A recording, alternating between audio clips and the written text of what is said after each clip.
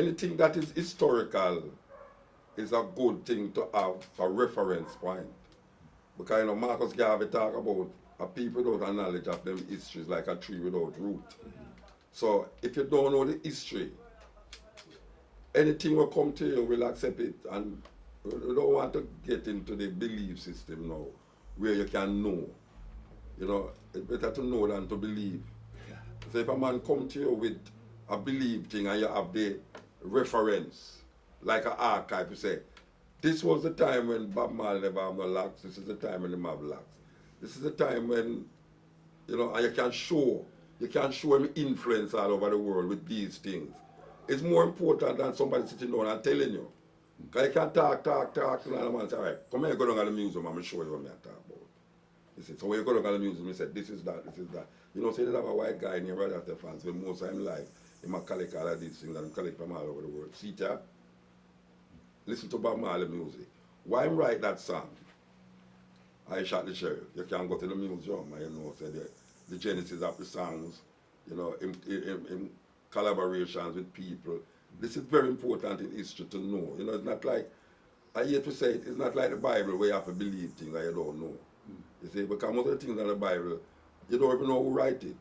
You just believe it. But now, you don't want to wait till somebody keep telling you things and every time somebody says it change. History don't change. History, when it is written from the people who experience it, is more important than somebody come tell me, say, you know, say, Bob Marley did dead when I'm 10, 12, 15, 25, 30. And no, but you know through history that you have documentation. You know what is, who did sing that song in them time there. There's some German youth that is helping me now, that I'm helping to help some of the elder artists there. These German youth, it's pure Rocksteady them listen to. And them can tell you how much Rocksteady did make. Them can tell you every artist that sing every song. These are some Germans, you know. Most of them never come to Jamaica yet. Wow. And it's not, it's not hear it from a Jamaican, you know. These things is on the album, the record. Them read the album jacket, them read the sleeve, them keep it and preserve it historically. So when them come out, them say, look here, Muta, I want you to help. I want to help some of the older artists. We're going to send some money to you and you decide what which are the artists there. And for about 3 years now I've been doing that. You understand? So history is very important to where you is now and where you're supposed to be. So if a man don't respect history, he's going to believe anything that comes to him. And belief is not something that you want to continue in your life, because when knowledge comes, belief is insignificant. Why a lot of people believe things? Because they don't know the thing. See, so we talk about knowledge rather than belief. You believe in a God, but you don't know God. So, you know, sometimes you have to forget about that. You know, so the problem is that a lot of us want to believe and want to sit down with old wives' tales, and every wife come tell the tale different, and you don't get the true essence of the thing. What these archives do is don't change history. That's what archives does. Archives is printed in stone, and you cannot change it. You see, what word of mouth do is keep changing the thing, and you don't get the true thing, and you don't get the essence of the thing. So that is what history is all about. Awesome. Okay. Yes. What do you think is the aspect of the music that that makes it everybody around the world connect with it? You know, a lot of people will say, "Oh, well, reggae, that's Jamaican. That's just for Jamaicans." What do you say to those people? Well, I want to buy this for Jamaican, but you see, the Jamaican inspiration, aspiration transcend the borders of Jamaica. You see, so when you hear a man sing a tune in Jamaica, even though he has no international reference, fine. But because the problems are the same most of the places, somebody in another country can relate to it. You see? So even though the song sound like this is an international song written for the international ears, most Jamaican artists, including Bob Marley, never sing the song for international thing. But when people listen to it, them can relate to it. You see, because a man who hungry, him hungry anyway. So when a man in Jamaica say, boy, I'm hungry, I want some food, I'm not trust politician. A man in a Harlem, a man in a California, a man in a France, Germany, him can relate to it. You see, so that is really why the music is so important, because reggae music is the only music. That's the serious thing. Reggae music is the only secular music that deal with spiritual inspirations. Because most of the time when you hear black people make music, when it comes to inspiration, it turns gospel.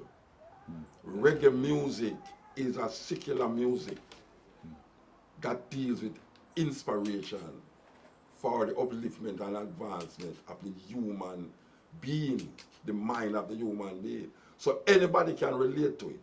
You see, so even though it's coming from Jamaica, from a depressed and down-pressed, traded group of people, these people have a feel like anybody else. And when people listen to it, they say, you know, it sound like it's me them attack to. It's like when a man read the Bible and him say Israel was in captivity in Egypt. If you then in captivity in our country, you're going to say, well, I'm me that I talk about, you know. But it don't have nothing to do with you, you know. It has something to do with historical thing, but you can relate to it. You see. So that is what reggae music has been doing. Reggae music has been satisfying that need for upliftment and advancement of people, even though it was written specifically for the international scene. You see. But it get a foothold in the international scene because of the charisma of the reggae artists, especially because of Rastafari. You see, so Rastafari has been able to break down a lot of barriers where people would just say, well, that's that Jamaican music. Even the language cause people to want to hear it because the music is so vibrant that they want to understand what the reggae artist is saying. And when them do understand what the reggae artist is saying, them say, oh, it's me, my talk about. And then them go and make a tune like the reggae artist. So it keep multiplying itself over the world. That reggae music now is so potent. It's the only potent music live. Because when it did happen in the 60s, when man, the Beatles and all these people did rise up, them started a spiritual awakening, you know what I mean? John Lennon go through Christianity, Hare Krishna, Buddhism, all sorts of things. And then them end up and realize that there's no God. That's why him sing a song that there's no God, right? God is a concept by which we measure our pain. And it's true. But you see, Rastafari, you know, Rastafari don't let it go because well, it's not only the artist saying what them saying, you know. The artist is getting it from a group of people that is embedded in a cultural expression that they were domiciled on this farmer slave plantation island that is giving flesh to an idea and a concept that came across from Africa to here now and is now multiplying itself. So when it multiplies itself now, people start to see themselves in it, to see yourself in things, to see the good in things, you have to see the self in things. So if you have to say, if you see the good in people, you have to know it's good in you. If good is in you, you have to see good in people. You see? So that's why the Rasta say I and I. Rasta say I and I because him don't see no second person. There's no second person in the Rastafari vocabulary. Everything is one. So him say I and I. People say, why are you saying I and I? Because when you look at the next person, it's still himself. I and I. So him say I and I, not me and you. You is second person. You don't deal with second person. You deal with one person. You don't deal with plural. There's no, the Rastafari language don't have a plurality. It's a singular. So anytime you hear Rasta talk, him don't put an S on anything. Because I'm not spelling the word. Because I'm saying the word sound have the power. So you have to spell it to you to make you understand it. So that is what now reggae music has done. Reggae music has broken down the barriers for people to look into themselves and to themselves without going to church. You understand? You don't have to go to church now to get a spiritual awakening. Reggae music give you that spiritual awakening without going to church farm or get Christianized. You see? And that is what Rastafari has been able to do. Rastafari has been able to use the music, use individuals in the music to project that philosophy. Man, Beautiful. that is so beautiful. That just sums it all up so perfectly in a way that I've never quite heard before. Yeah. That's great. That's great. Well, now I'd like to ask about Roger. Let me get out. Roger says, "Let me leave." Roger, you know Roger is the first. No, have a seat. All right, well, no, We just talked for Roger is the first person to interview with me in America. The first time I went to America was a festival at UCLA with all the big artists then that was on that show. And he had a program on the radio and a magazine on the beat. It was like a paper thing. Then afterward I see glassy and thing, I said, wow. You know, but I've wanted it on the paper thing. Well, we did an interview, a very extended interview. That was the first time I do an interview in America. You know, and you start